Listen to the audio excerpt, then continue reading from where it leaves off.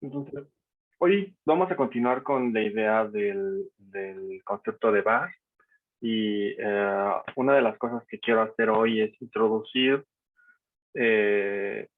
un par de pruebas, diagnóstico, que se le suele decir a este tipo de pruebas, porque evaluamos básicamente dos cosas de los modelos VAR.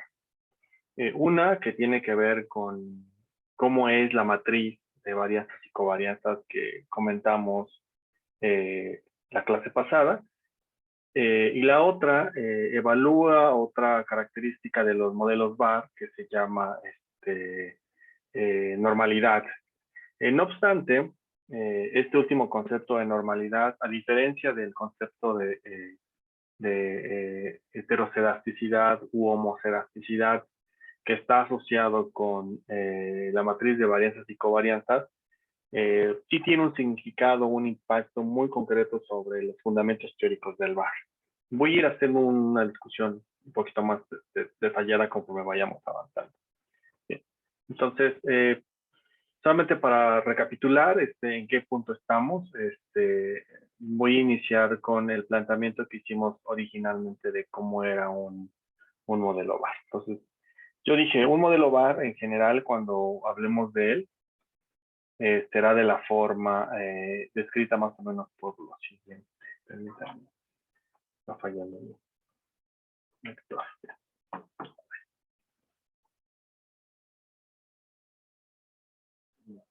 Entonces,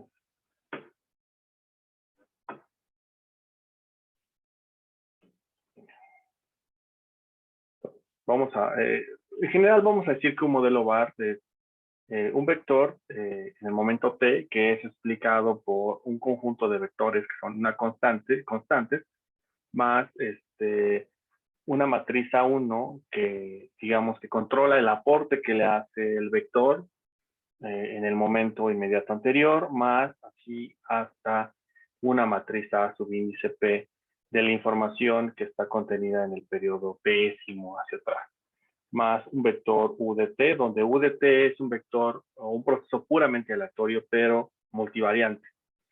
En este sentido, vamos a decir que la dimensión de X, cualquiera de las X incluidas en esta expresión, va a ser de K por 1.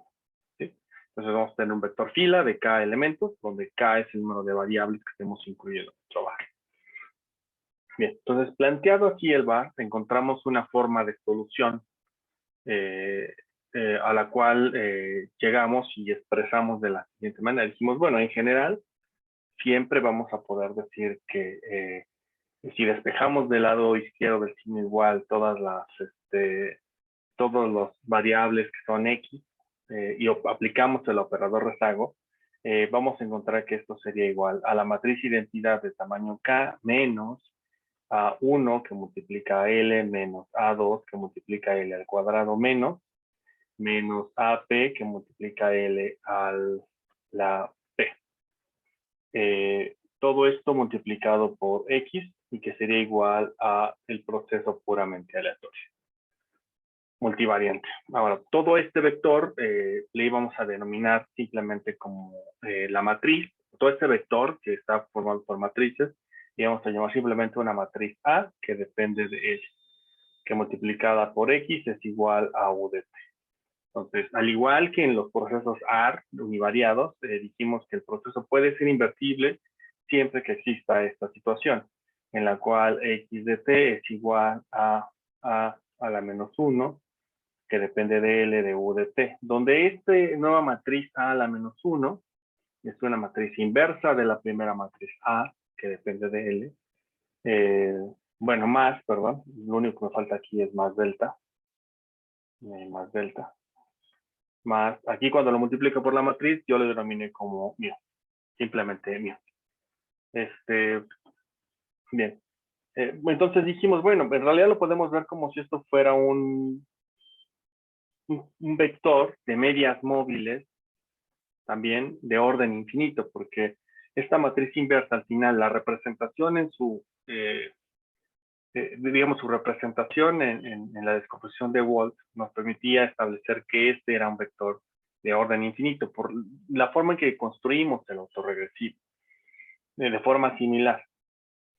Ahora bien, hasta aquí más o menos me quedé la clase anterior, y una cosa que planteé en la clase anterior fue, bueno, ciertamente, al estimar el modelo BAR, además de obtener las matrices A, una de las cosas que nos preocupa es cómo es la matriz U en términos de sus momentos. Y lo que dijimos, bueno, como es un proceso puramente aleatorio, multivariante, entonces la condición más básica que sí debería seguir cumpliendo es que el valor esperado de U seguía siendo 0.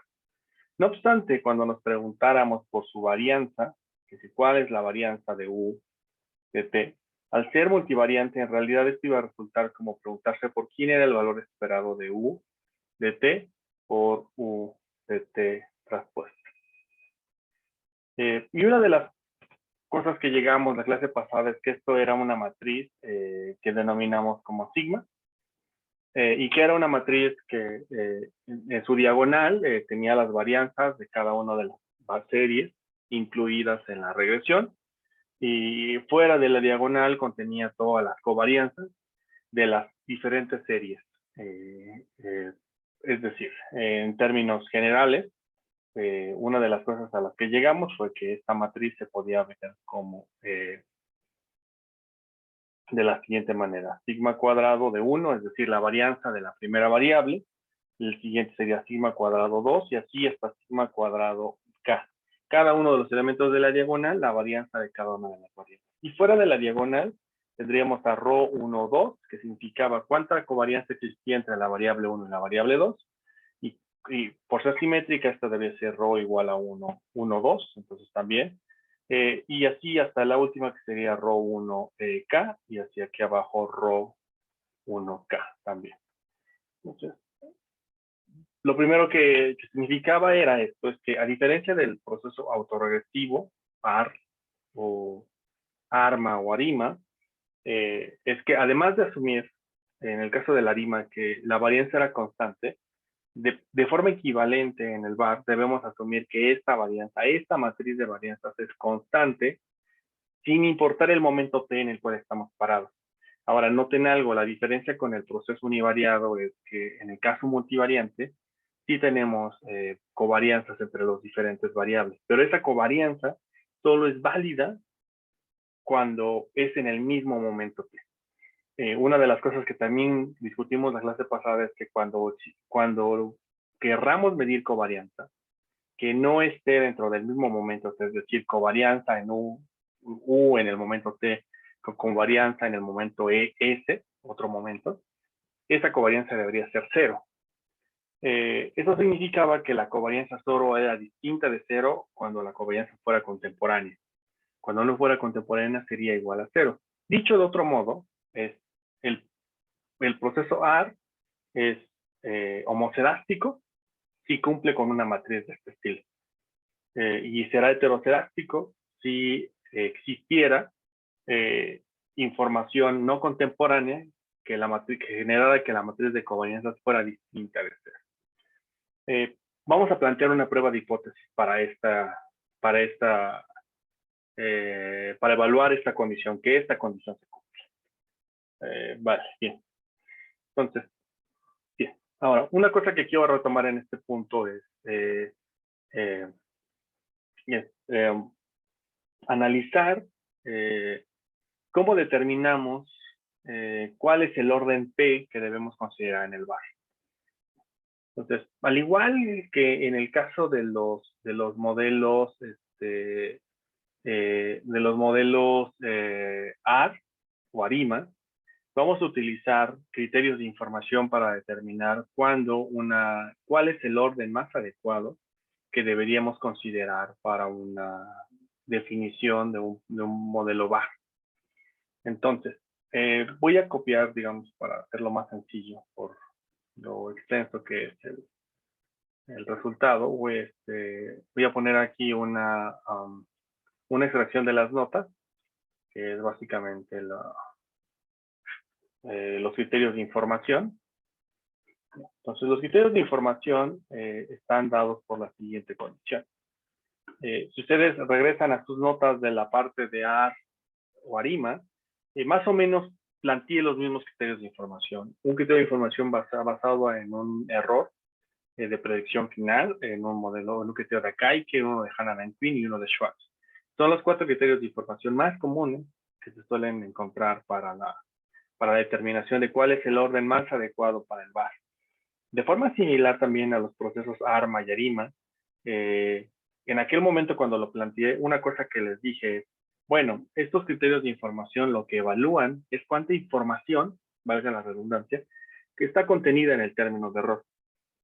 Entonces, cuando hacemos la extensión hacia el modelo VAR, los criterios de información también evalúan esa característica. ¿Cuánta información está contenida en el término de error asociado al modelo VAR? Entonces, si hay mucha información al término de error, querrá decir que el criterio de información será muy grande. Entre menos información exista en el término de error, el criterio de información será más pequeño. ¿Cómo garantizamos esta comparabilidad? Bueno, construimos el criterio de información de tal manera que la transformación sea estrictamente monótona.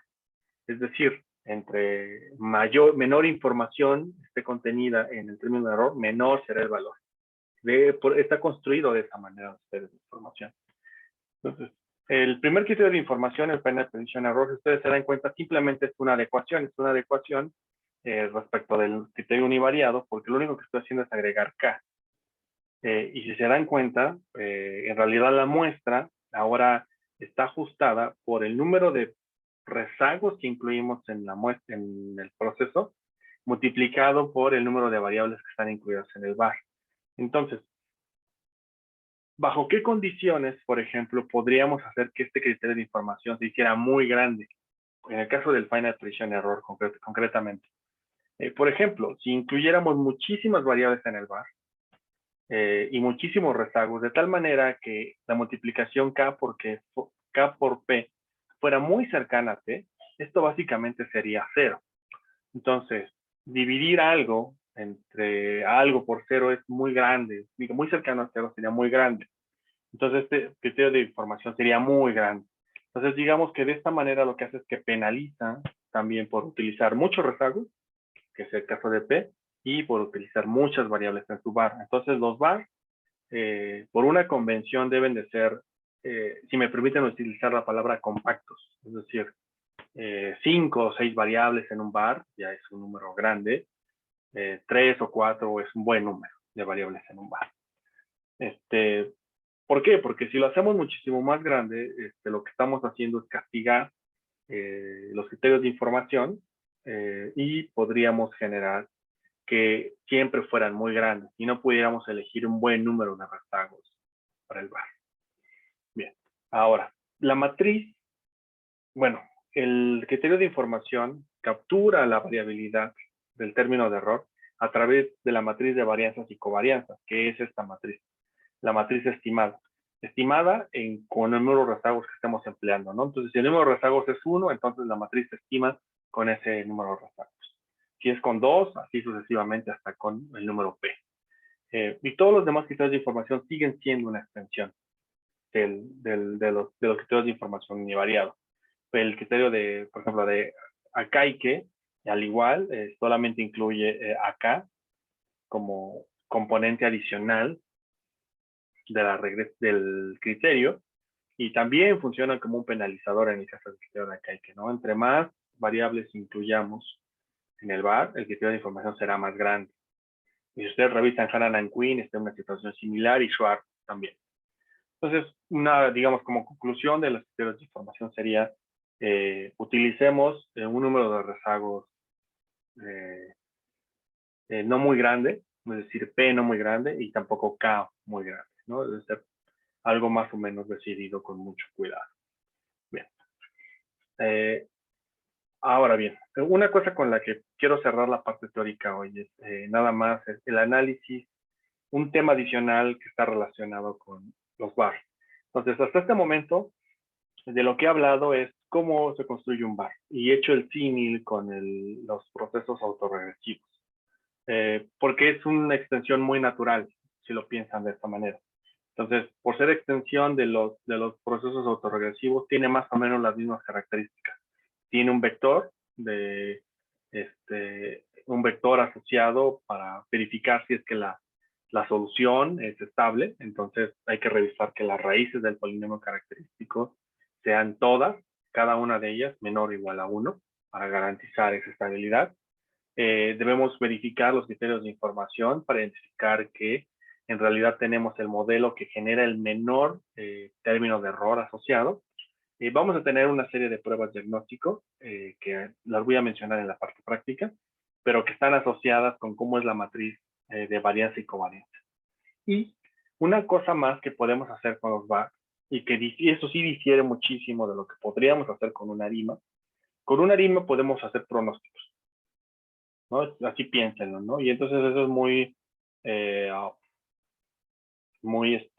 común, ¿no? Entonces, construimos una ARIMA y cuál es el objetivo final de la ARIMA, pronosticar. Queremos saber cuál es la trayectoria que seguirá una serie. Cuando construimos un VAR, además de que sí podríamos pronosticar, en realidad ya no es tan interesante poder pronosticar cuál es la trayectoria de cada una de las series que compone el VAR. Porque si eso me interesara, pues bueno, lo mejor que podría hacer es modelarlo como una ARIMA, ¿no? Porque en realidad eso lo obtengo a través de la ARIMA. ¿Cuál es la diferencia con el VAR? O sea, ¿qué cualidades puedo obtener de modelar todo junto en un VAR? Bueno, que puedo identificar esta simultaneidad de factores que existe entre las series, ¿no? Es decir, qué tanto le pega la serie 1 a la 2, la 3 a la 4, y todas estas características cruzadas que existen entre las diferentes series. Bien, entonces, dicho, ante esta situación, lo más común que suele ocurrir cuando uno realiza un modelo VAR es trabajar con el análisis impulso-respuesta. Porque tiene esta lógica. Cuando analizan un proceso, o digamos, cuando analizan un VAR y evalúan el impulso y la respuesta de cada una de las variables, entonces déjenme poner aquí. Impulso y respuesta, ¿no? Lo que se están preguntando es básicamente por qué pasa si tomo la variable, digamos, tomo una variable x1 en el momento t, que está contenida en mi vector xt, y tomo a otra variable, digamos, x3, igual en el momento t, que también está contenida en mi vector. Y entonces me pregunto, ¿qué pasa si tomo una innovación, un choque en el proceso, en la trayectoria de x1, y cómo es que eso va a afectar a x3? Entonces, lo que me estoy preguntando es básicamente, ¿qué pasa si le hago un impulso, ¿no? Si, digamos, si voy a simbolizarlo con una flechita, ¿no? ¿Qué pasa si impulso algo, si le meto un choque a x1 en el momento t, y cómo es que esto debería afectar a x3 en el momento t? Y no solo en el momento t, muy probablemente va a afectar a x3 en el momento t, en el momento t más 1, en el momento t hasta el momento t más k, en un momento avanzado en el tiempo. ¿Por qué? Porque si asumimos o si concedemos el hecho de que las series están relacionadas o hay un grado de simultaneidad entre ellas, por eso es que las modelamos como VAR, una de las cosas que nos preocupa, nos podemos preocupar es, bueno, ¿qué le pasa?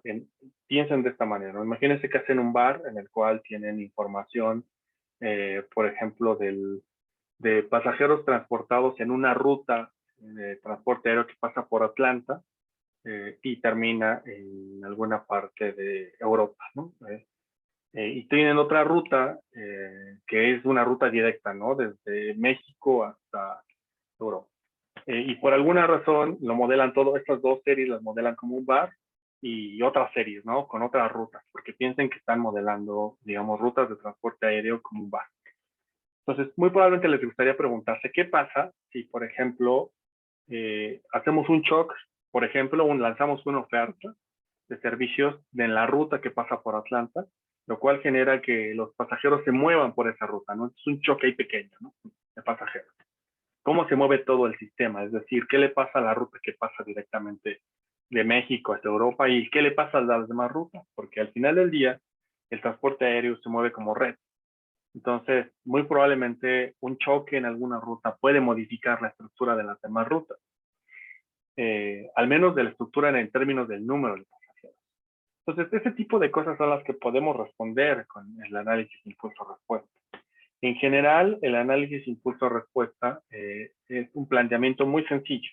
De hecho, es muy sencillo de pensar.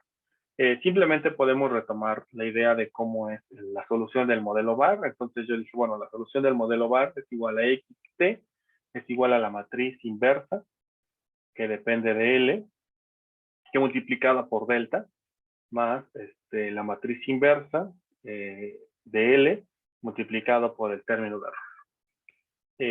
A esta primera parte yo le había llamado mu, entonces lo voy a dejar como mu, simplemente es un vector de medias, piénselo de esa manera.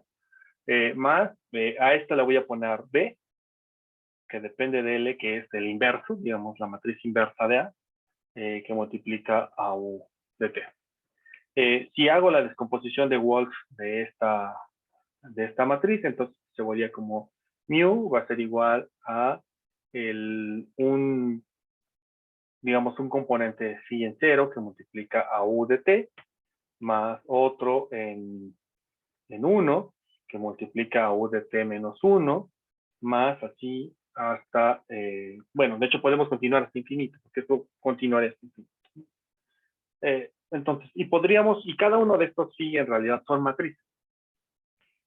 Entonces, cuando queremos verificar cuál es el efecto de un impacto, de un choque, en la trayectoria de la serie, en realidad por lo que nos estamos preguntando es, ¿cuál es el efecto que tiene modificar la estructura del término de error?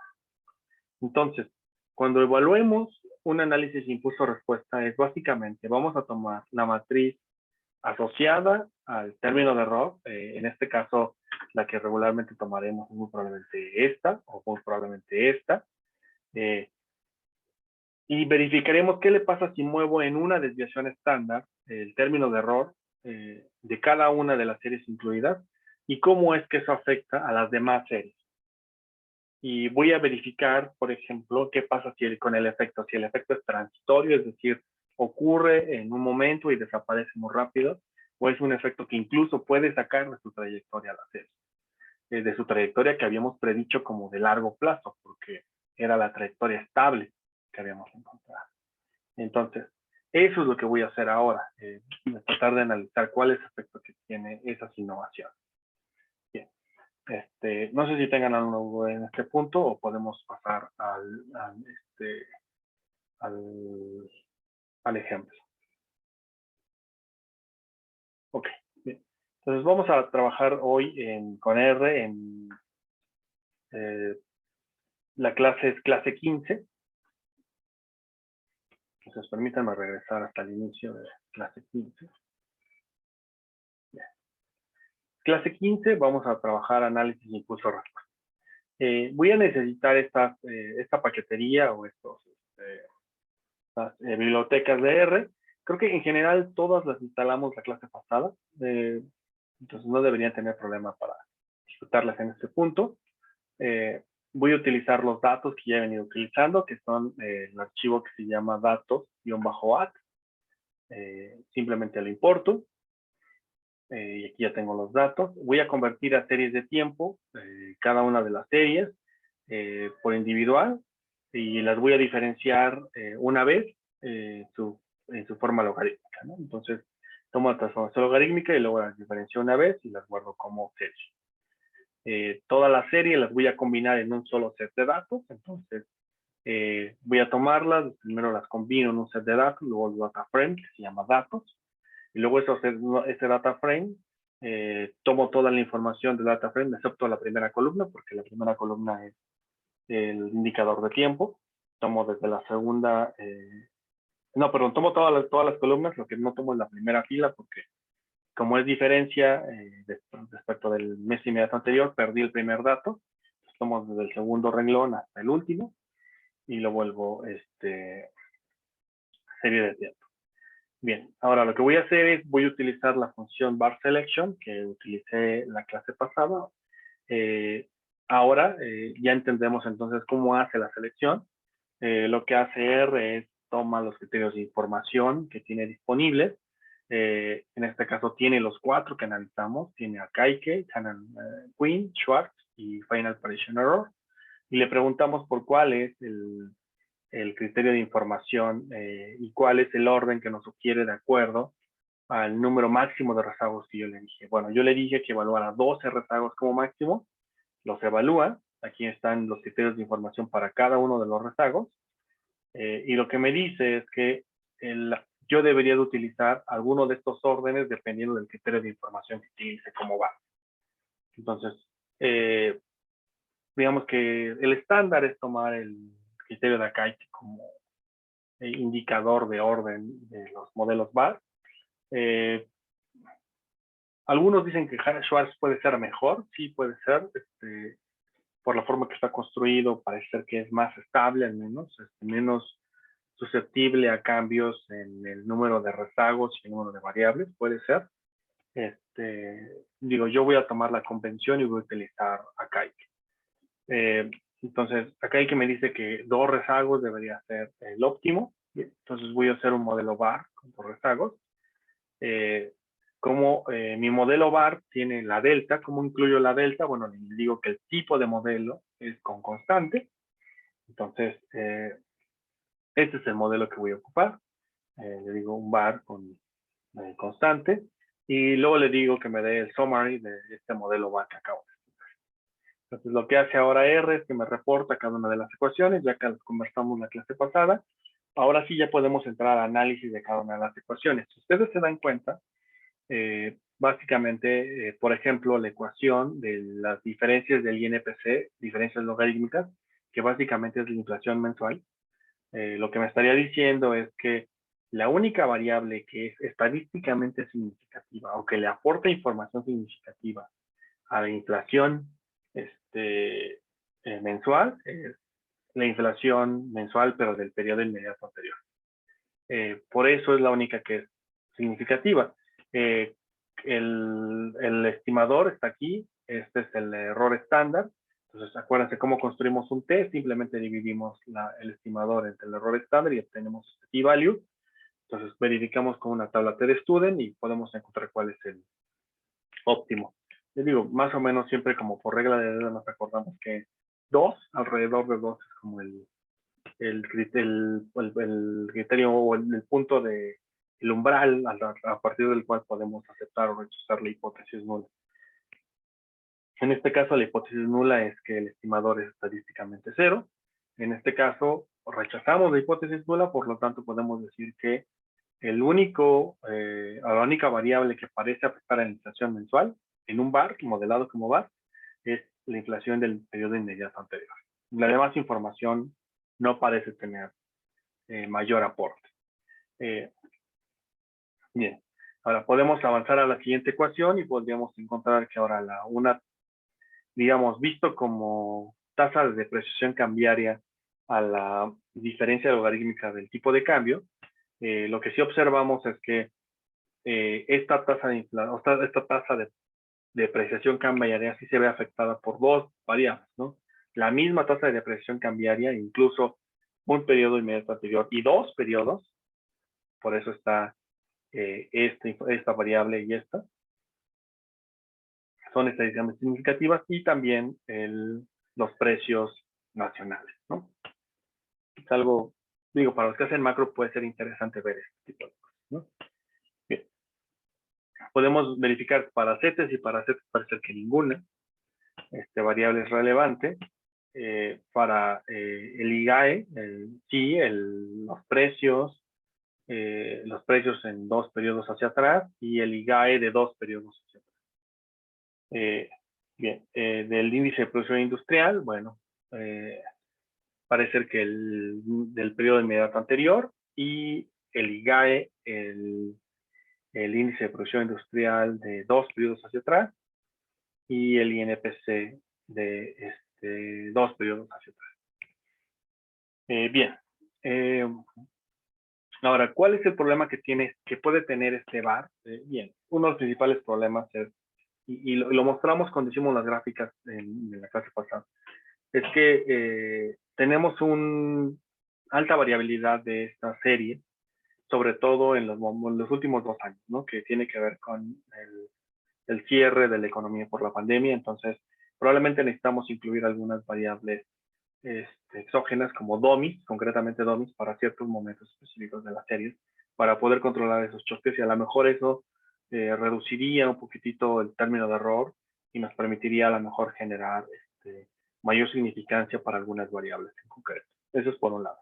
Por otro lado, este bar que les estoy proponiendo muy probablemente no tiene mucho sentido teórico, ¿no? Porque estoy incluyendo tanto al IGAE como al índice de producción industrial. Entonces, algunos me podrían decir, bueno, puedes desistir de uno, ¿no? Porque muy probablemente los dos están contenidos o contienen más o menos la misma información. Entonces, simplemente podrías deshacerte de uno de ellos. Pero bueno, con esas salvedades, el modelo BART es un buen ejemplo de cómo implementarlo. Bien. Ahora, quiero hablar un poquito sobre la matriz de varianzas y covarianzas, que esta matriz es la que conversamos hace un rato, es la matriz de varianzas y covarianzas contemporáneas. Entonces, la que nos muestra aquí es cuál es la covarianza que existe en el momento t. Entonces, más o menos la aproximación es esta. Y si lo viéramos como correlación, ya está, digamos, normalizada, debería estar como esto, ¿no? Más o menos es lo que tenemos. Más adelante voy a hacer una prueba de diagnóstico sobre esta matriz. Bien. Ahora, si quisiéramos ver la información por ecuación, aquí está el código. Yo simplemente le puse, digamos que lo comenté, porque en realidad no me interesa, es una cosa que ya conversamos en la clase pasada. Lo que voy a hacer ahora sí es regresar al tema de las pruebas de diagnóstico. Entonces, la primera prueba de diagnóstico que les quiero conversar es la prueba de normalidad. Ahora bien, ¿por qué a mí no me preocupa tanto una prueba de normalidad? Y perdón que lo ponga en sentido negativo, es que en estricto sentido, cuando construimos el bar, si ustedes recuerdan, si ustedes regresan hasta atrás en sus notas y en los videos si quieren, en ningún momento yo hice ningún supuesto sobre qué tipo de distribución tenía U. Lo único que yo dije, es un proceso puramente aleatorio. Entonces, en general, lo que podemos decir es que el término de error de un bar es un proceso puramente aleatorio. Bueno, un proceso puramente aleatorio que no necesariamente tiene que ser una distribución normal. Si bien lo que pasa es que asumimos que una de las características que tienen los procesos puramente aleatorios es que son normales, bueno, eso es otra cosa. Pero en general yo no hice ningún supuesto de normalidad. Bien, pero digamos, en la convención es decir que en general hay que evaluar si el término de error es normal, simplemente para identificar si existe como un posible caso de que el proceso sea estacionario a través de una función normal. Bien, entonces vamos a evaluar si los términos de error asociados al bar son normales. Entonces, tomo el modelo bar que construí con dos rezagos y le pregunto por una prueba de normalidad, entonces normal test. Entonces, lo que me va a arrojar es simplemente lo siguiente. Es una prueba de normalidad que está basada en un test de Harkevera, no obstante este Harkevera es multivariante, el que muy probablemente ustedes vieron en estadística, muy seguramente, o en introducción a la econometría, como prueba de normalidad era una prueba univariada, en este caso es multivariada, porque es un bar, para acá observaciones. Entonces es una chi cuadrado, y la hipótesis nula es que el término de error es normal, ¿no? La alternativa es que no lo es. Entonces, si ustedes se dan cuenta aquí, es que el p-value es casi cero. Entonces, en realidad estamos en la zona de rechazo. Por lo tanto, podemos decir que el error construido a través de este bar no es normal, ¿sí? No pasa esta prueba diagnóstica. También podemos evaluar la curtosis y, ¿cómo se llama? Trato de encontrar una traducción para este tema. El sesgo de la distribución. Bien. Podemos analizar autocorrelación serial, y esto es probablemente para lo que sí hemos discutido, que es básicamente lo que sabemos, o lo que yo les planteé, es que existe una matriz de varianzas y covarianzas que existe para el momento t. Es decir, que es contemporáneo. Para ese momento sí existe una matriz de varianzas y covarianzas. Esta matriz de varianzas y covarianzas debe ser cero en cualquier otro punto. Es decir, si comparo una muestra en T y otra muestra en el periodo S, y hago una covarianza, una matriz de covarianzas entre esas dos muestras, lo que debo de encontrarme es que es cero, estadísticamente cero. Y eso es importante, eso sí es importante porque eso está asociado con el concepto de estacionariedad. Hemos dicho que una serie es estacionaria cuando tiene media cero, varianza constante y autocovarianza cero. Entonces, esta autocorrelación, la manera de leerlo o la manera de hacerlo es así. Evaluamos diferentes rezagos para evaluar si existe autocorrelación sería en diferentes momentos. Entonces, podemos utilizar unas estrategias diferentes. Algunos suelen utilizar una estrategia como la que yo planteo aquí, es evaluar 2, 4, 6 y probablemente hasta 12 rezagos.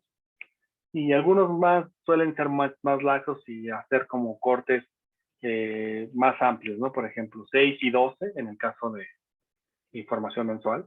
Con esos a veces basta. Aquí ya depende mucho de ustedes, ¿no? De qué tan profundos o qué tan exhaustivos quieran hacer con su análisis. Pueden decidir cuántos rezagos se evalúan. Yo voy a evaluar, voy a hacer una estrategia muy sencilla, voy a evaluar 2, 4 y 6 rezagos, creo que nada más, sí, solamente evalúo 2, 4 y 6. Entonces, lo evalúo de esta manera, entonces le pregunto a la máquina o le pregunto a R si es que existe autocorrelación considerando dos rezagos. La prueba de hipótesis es que la prueba nula o la hipótesis nula es que no existe autocorrelación.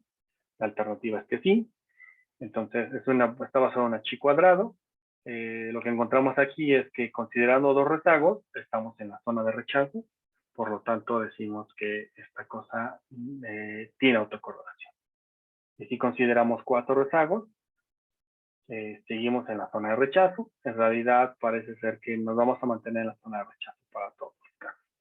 En realidad, uno de los problemas que sí tiene este VAR es que tiene autocorrelación, considerando 2, 4 y 6. ¿Podemos extender más rezagos? Sí, puede ser, pero en general, evaluando 2, 4 y 6, encuentro que tiene autocorrelación este modelo.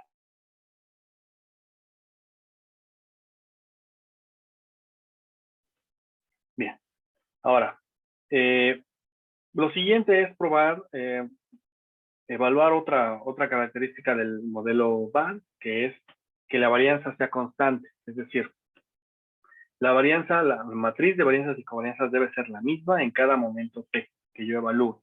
Muy parecido al cuando analizamos los ARMA y los ARIMA. Evaluamos si existía homocelasticidad.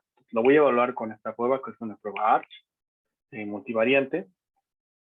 La hipótesis nula es que los componentes de los residuos son homocelásticos, la alternativa es que no.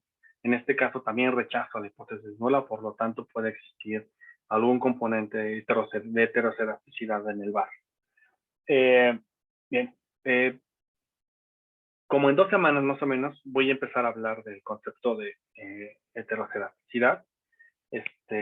Y lo voy a hablar para el caso univariado, entonces como que voy a hacer un pequeño regreso hacia los modelos univariados y luego voy a ir al modelo multivariado. Entonces, nada más para que lo tengan presente. Para que no pierdan de vista que muy probablemente lo que vamos a evaluar o vamos a discutir ese tipo de cosas durante la clase. Bien. Ahora, vamos al análisis impulso-respuesta, que es como la parte final teórica que hace un rato conversamos. Entonces, bien, ¿cómo vamos a implementar un impulso-respuesta? Lo vamos a implementar con la función que se llama IRF, que es básicamente la abreviación de impulso-respuesta, de la función de impulso-respuesta. Entonces, si quieren preguntar la R por cómo se utiliza, ya saben, signo de interrogación, y nos va a arrojar aquí la ayuda de la función. Bien. Lo que yo voy a hacer es tomar la función. Necesito un objeto que es un var, entonces el var con dos rezagos. Aquí en NAGET lo que le voy a decir es cuántos periodos hacia adelante quiero que me muestre, es decir, vamos a evaluar un impulso que se observa en este momento, es decir, un choque, una salida digamos, de la variable en el momento T y lo vamos a evaluar si ese choque que ocurre hoy se mantiene hasta 12 periodos adelante. Bien, ahora voy a decir también con el CI, le voy a decir que lo que quiero es que me indique un intervalo de confianza al 95%, generado por Bootstrap, y que me dé la respuesta. Entonces, lo que va a hacer es, no me va a dar todas las respuestas, sino lo que me va a dar es cuál es el efecto de un choque en todas las demás variables, y donde voy a observar la respuesta es en la variable que se llama DLINPC. Entonces, piénsenlo de esta manera. Imagínense que hay un choque en todas las demás variables, tanto en el NPC, en el tipo de cambio, en el índice de producción industrial, en los CETES y en el IGAE, y cómo es que ese choque en cada una de esas afecta al INPC, cada una de ellas por individuo, ¿no? Entonces, lo ejecuto esta línea y ya, tengo mi objeto que está de hecho guardado aquí. Bueno, ahí está, ya terminó. Entonces, lo que me va a arrojar es esto, ¿no? Entonces dice, bueno, la respuesta del INPC al mismo INPC es esta, ¿no? Esta es la respuesta, es decir, lo que ocurre es que ocurre un crecimiento de, piénsenlo así, de 0.002 en el INPC en el momento 1, en un momento después del choque, un momento inmediato después del choque, 2 periodos hacia adelante, es 0.0007 y así sucesivamente hasta que se pierde y de hecho se vuelve negativo por ahí del periodo 3. Esa es la respuesta. Luego, lo que tenemos aquí es para el tipo de cambio, cómo se ve una respuesta, es decir, un choque del tipo de cambio, cómo se transfiere al INPC y se transfiere con esta trayectoria, ¿no? En términos numéricos. Así para los CETES y así para el ICA. Y así para el índice de producción industrial. Luego lo que viene es cada uno de los intervalos de confianza, viene la parte inferior y la parte superior del intervalo, que están aquí reportados. Igual, dependiendo de la respuesta, por ejemplo, en el caso, para el primer caso es la respuesta del INPC a una innovación del INPC, entonces viene ese intervalo, su parte inferior y su parte superior. Pero primero vienen todas las partes inferiores y luego al final seguirían todas las partes superiores, ¿no? Bien.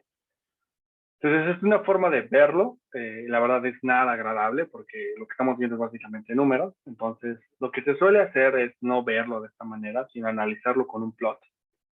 Entonces lo que vamos a hacer es, al objeto que ya hemos creado, le vamos a preguntar a R por el gráfico que de esa impulso-respuesta, entonces le pedimos a R el gráfico.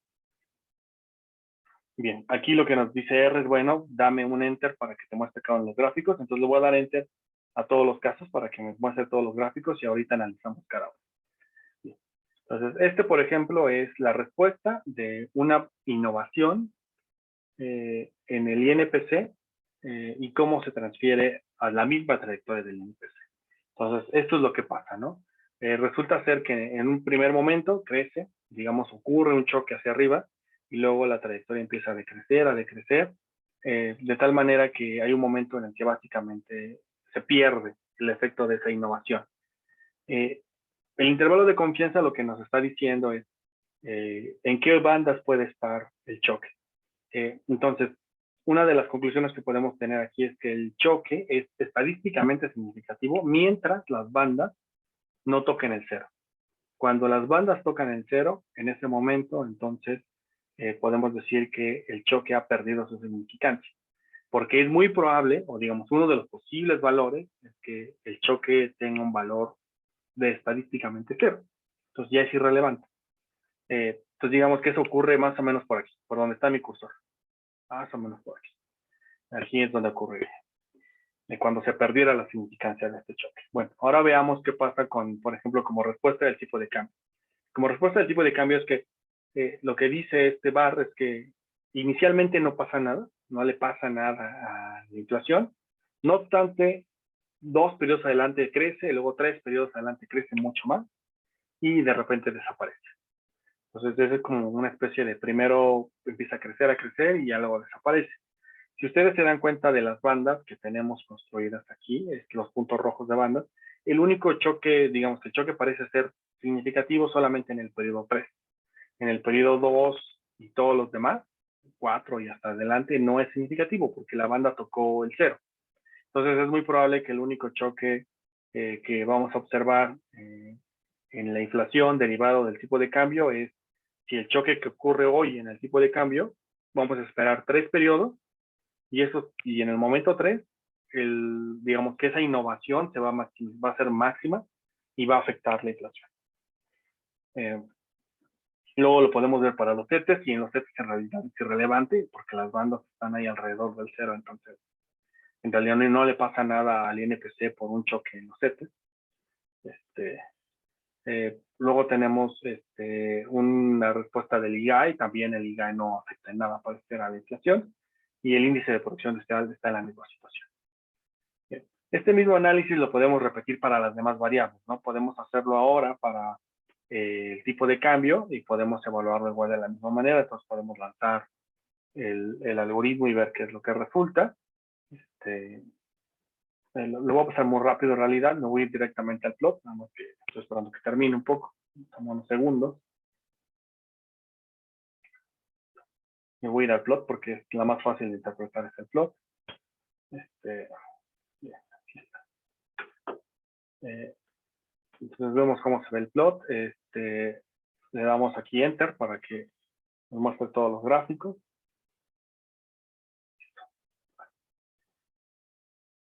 Entonces, lo primero que tenemos es, por ejemplo, ¿qué le pasa si hay un choque en la inflación? Es decir, en México hay un choque de inflación, ¿cómo se traslada eso hacia la tasa de depreciación cambiaria? Bueno, lo que pasa es que en realidad lo que dice este bar es que el tipo de cambio debería bajar, ¿no? Entonces, si la inflación crece, el tipo de cambio baja y se maximiza su caída en el periodo, 2 periodos adelante de cuando ocurrió el choque, y ese choque es estadísticamente significativo en ese momento, 2 periodos adelante. En cualquier otro momento se pierde la significancia.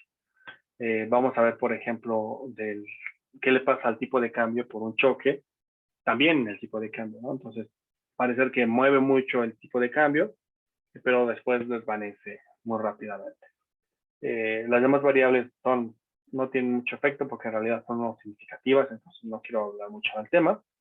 Y este mismo ejercicio lo repito para las demás, entonces me voy a saltar esta parte porque quiero discutir una parte final del impulso respuesta que puede ser valioso para lo que estén pensando para sus trabajos o para sus tesis en algunos casos. Me voy a saltar esta parte. Sí, y me voy a ir hasta la línea. Ahora les digo. Sí, me voy a ir hasta esta línea, la 237.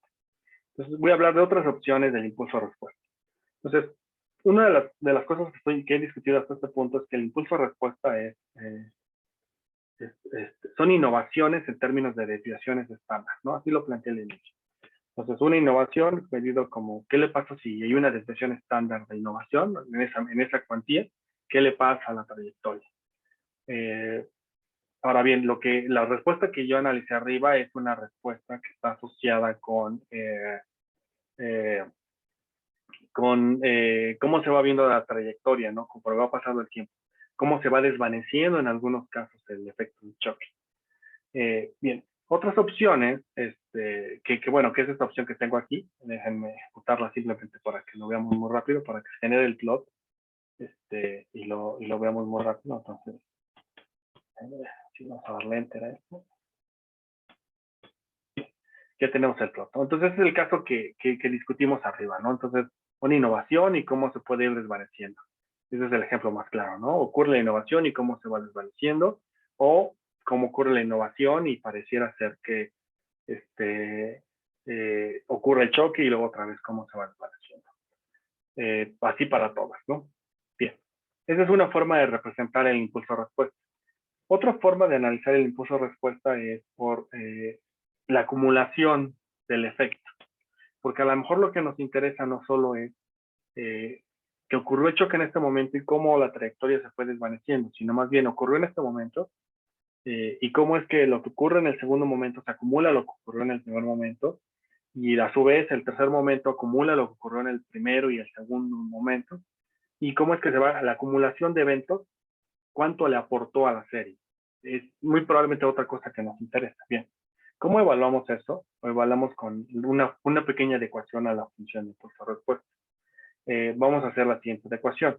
Lo que vamos a decirle es que vamos a utilizar que la respuesta sea la acumulativa, o la acumulada, perdón, y no solamente el evento observado en ese momento del tiempo, ¿no? Entonces, ejecutamos esta nueva opción y que nos va a arrojar básicamente el efecto acumulado. Permítanme darle enter a esto. Listo. La respuesta es esta, ¿no? Por ejemplo. Entonces, noten cómo es que ahora vemos el choque del tipo de cambio, ¿no? Entonces, ocurre aquí el choque y luego se va acumulando, por eso va creciendo, se acumula y al final del día, digamos que el choque, la acumulación del choque o en neto, lo que le aportó de inflación es más o menos alrededor de 0.03, ¿no? Si lo midiéramos como en términos porcentuales es 0.03% de la inflación, se acumularía más a la inflación por una innovación en el momento cero, ¿no? Por decir algo. ¿Qué le ocurriría a la inflación derivado del, por ejemplo, el tipo de cambio? Bueno, también ocurriría que se acumularía muy rápido al principio y luego se estabilizaría alrededor de 0.006% como aporte acumulado. Vean para las que siguen y para esta última. Noten que las tres últimas en realidad en las bandas dicen que está estadísticamente, que sería estadísticamente cero. Bien, eso es como el análisis impulso-respuesta. Hasta aquí más o menos, bueno, hasta aquí termino mi exposición del día.